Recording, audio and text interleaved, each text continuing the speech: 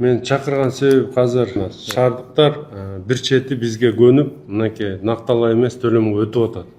Ошо менен кошо бизге жеңилдиктерди дагы айдоочуну алаксыбаш аракеттерин көрүп атабыз да, алаксыбай айдаганга бүт шарттарды түзүп атабыз. А менде суроо да, мисалы майыптыгы бар биздин жарандарчы автобуска киргенде алар коляскага төлөбөйт да, мисалы.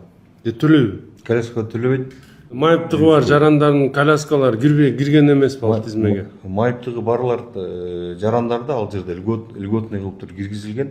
Аларга мэрия тараптан субсидирование төлөнүп берет. Аларга акча алынбайт. Акча алынбайт.